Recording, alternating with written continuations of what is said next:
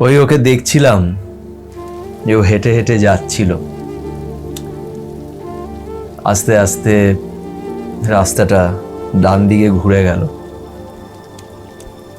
আমি দেখলাম যে ও আস্তে আস্তে ডান দিকে চলে গেল, চোখের সামনের থেকে গায়েব হয়ে গেল। সেদিন জানতাম যে এটাই শেষ দেখা, এরপর আর কখনোই দেখা হবে না। অনেক সম্পর্ক ভেঙে যায়, কিন্তু তাতে দুটো মানুষেরই অনেক সময় কোনো দোষ থাকে না। দোষটা থাকে এই সমাজের বানানো নিয়মের, পরিস্থিতি আর ভাগ্য। অনেক সময় এই সমাজ, এই পরিস্থিতি, আমাদের ভাগ্য আমাদের সম্পর্কটা হতে দেয় না। এতে দুটো মানুষের কোনো দোষ নেই। কি করবে, জীবনটা এই সব মিলিয়েই চলে। তো আজকে যে গল্পটা তোমাদের শোনাবো, এই গল্পটা আমার মনের অনেক কাছে। কেন কাছে সেটা বলা যাবে না, কিন্তু বেশ ভালো গল্প। আর এই গল্পটা স্কুল লাইফের গল্প। এবার তোমাদের মধ্যে অনেকজনই বলবে যে আরে স্কুলের গল্প, তাহলে তো বাচ্চাদের লাভ স্টোরি, সেটা জেনে আর কি হবে। কিন্তু আমি এটা বিশ্বাস করি, দেখো, ভালোবাসার কোনো বয়স হয় না, ইমোশনস, ফিলিংসের কোনো বয়স হয় না। যেমন দেখো, ছোটবেলায় আমরা অনেক জিনিস নিয়ে বায়না করতাম, কান্নাকাটি করতাম, অনেক জিনিস আমাদের খারাপ লাগতো, মা বকে দিলে খারাপ লাগতো, তাই না? আমরা কাঁদতাম। এখন ভাবলে হাসি পায়, কিন্তু ওই যে চোখের জলটা আমরা ছোটবেলায় ফেলতাম, সেটা কিন্তু নকল ছিল না। কোনো ইমোশনস নকল হয় না, ফিলিংস নকল হয় না। সেরকম ভালোবাসাও, যেটা আমরা মন থেকে করি, সেটার কোনো বয়স হয় না, আর সেটা কখনোই নকল হয় না। তো স্কুলের লাভ স্টোরি হোক, কিংবা কলেজের কিংবা অফিসের লাভ স্টোরি কষ্ট হয়, আর ভালোবাসা যে কোনো বয়সে হতে পারে। তো আজকের এই গল্পটা তোমরা শুনো, আশা করছি তোমাদের ভালো লাগবে, আর এই গল্প থেকে তোমরা অনেক কিছু শিখতে পারবে, জানতে পারবে, আমার এটা মনে হয়। তাই এই গল্পটা তোমাদের সাথে আমি আজকে শেয়ার করছি। নমস্কার, আমি সুমন্ত। আজ রাতে তোমাদের সাথে সুমন্ত থাকবে। বেশি কিছু করতে হবে না, জাস্ট হেডফোনটা নিজের কানে লাগিয়ে নাও আর আজকের এই গল্পটা মন দিয়ে শোনো। তো চলো, আর সময় নষ্ট না করে আজকের এই গল্পটা শুরু করা যাক।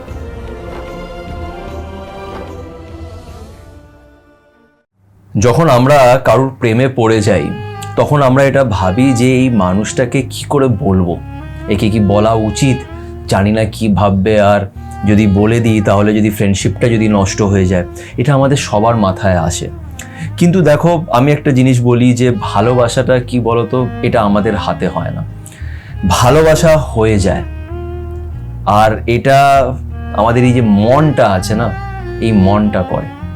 এই মনকে চেপে রাখা যায়, একে আটকানো যায় না। এ যে কখন কাকে ভালোবেসে ফেলবে আমরা কেউ জানি না। তাই আমি এটা বলি, যদি তুমি কাউকে ভালোবাসো, আর যদি সেরকম পরিস্থিতি হয়, মানে সেও, মানে তাকে তুমি বলতে পারবে, চাইলে তুমি তাকে বলতে পারবে, এমন যদি পরিস্থিতি হয়, তাহলে তুমি তাকে বলে দাও। এটা ভেবো না যে সে কি ভাববে। কেন কি আমি সবসময় বলি যে কাউকে যদি আমি ভালোবাসি, যদি আমি তাকে না জানাই, তাহলে সে জানবে কি করে? সে তোমার ব্যাপারে ভাববেই না, তাই না? তাই তাকে জানিয়ে দাও যে ভাই, আমি তোমাকে পছন্দ করি। তখনই তুমি দেখবে সেও কিন্তু তোমার ব্যাপারে ভাবতে অন্তত চালু করবে, তার নজরটা তোমার উপরে যাবে। তো এটা একটা স্ট্র্যাটেজি তুমি বলতে পারো। তো এই জিনিসটা আমি মানে কি বলবো, তো আজকের যে গল্পটা, সেই গল্পটাও ঠিক এরকমই কিছু। তো একটা ছেলে স্কুলে পড়তো, ক্লাস 10-এর গল্প এটা।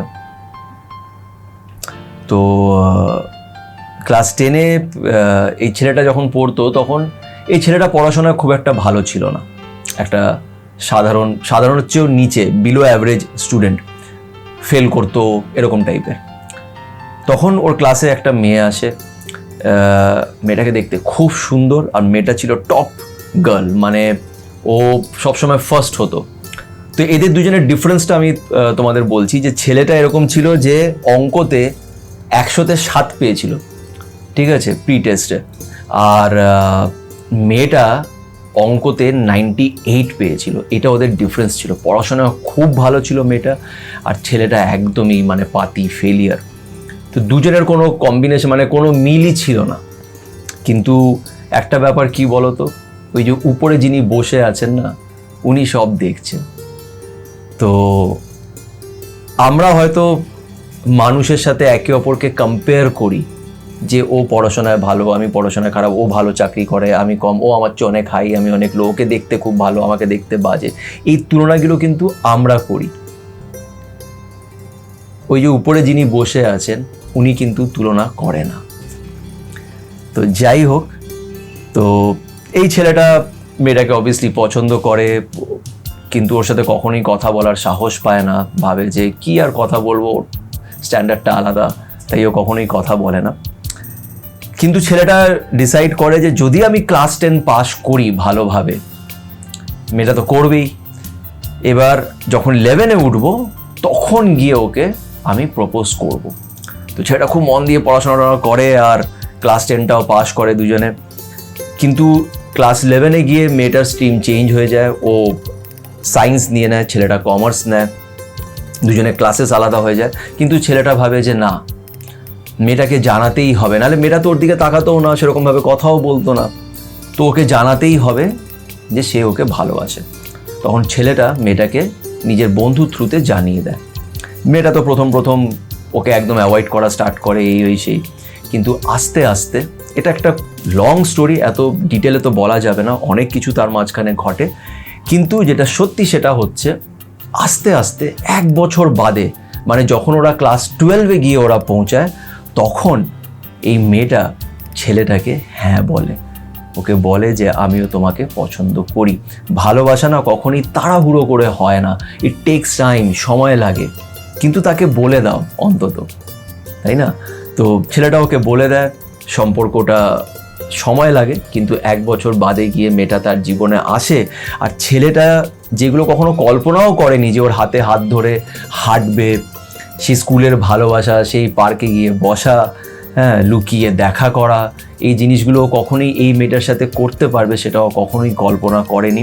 কিন্তু তুমি যদি মন থেকে কাউকে ভালোবাসো, যদি তোমার ইন্টেনশনস ভালো থাকে, পরিষ্কার থাকে, তাহলে সেগুলো হয়ে যায়, সেই স্বপ্নগুলো পুরো হয়। আর স্বপ্ন তো সেটাই পুরো হয় যেটা আমরা দেখি, তাই স্বপ্ন দেখা উচিত।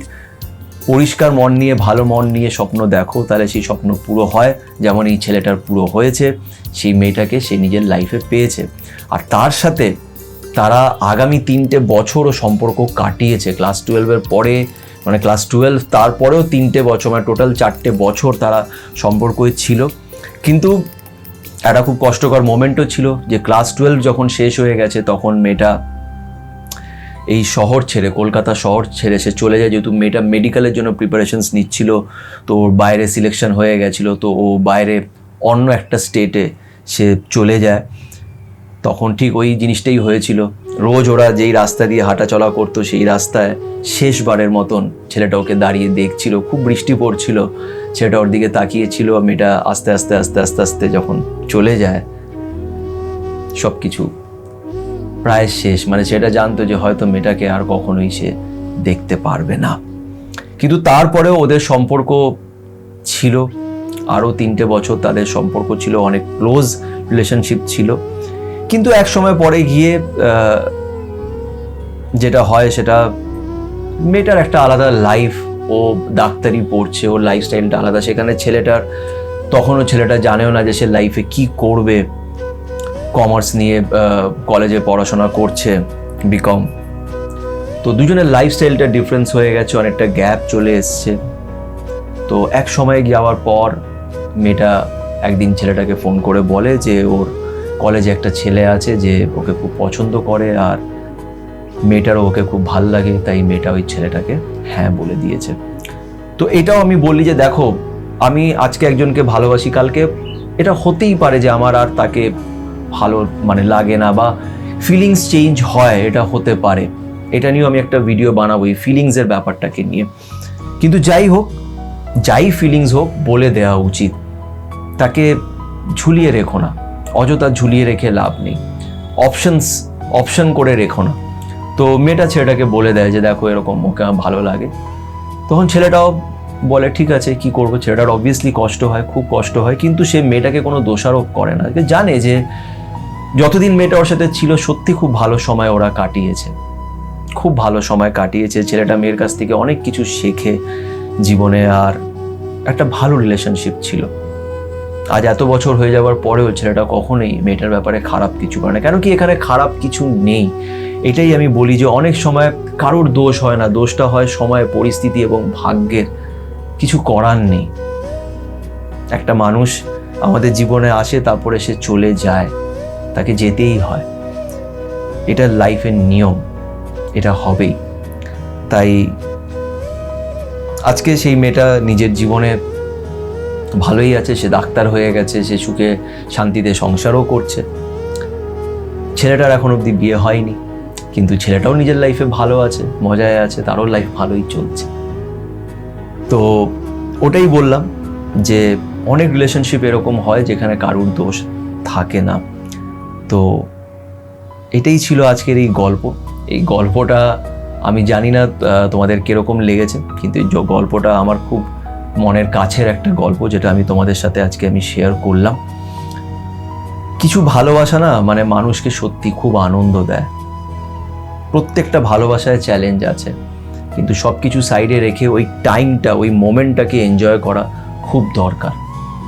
এত এই সমাজের কথা ভেবো না, এত কিছু ভাবার দরকার নেই ভবিষ্যতে কি হবে, এটা কি হবে, সেটা কি হবে। ওই মোমেন্টে ভালো টাইম কাটাও একে অপরের সাথে, এটা খুব ইম্পর্টেন্ট। আর এটাই এই রিলেশনশিপের ছিল, তারা দুজনে একে অপরের সাথে খুব ভালো সময় কাটিয়েছে। তো আশা করছি তোমাদের এই গল্পটা ভালো লেগে থাকবে। যদি ভালো লেগে থাকে তো প্লিজ একটা লাইক দিও, ভিডিওটা শেয়ার করো নিজের বন্ধুদের সাথে। আর একটা ছোট্ট রিকোয়েস্ট করবো যে আমার চ্যানেল সাথে সুমন্তকে যদি তোমরা এখন পর্যন্ত সাবস্ক্রাইব না করে থাকো তো প্লিজ একটু সাবস্ক্রাইব করে দিও। ভালো থেকো।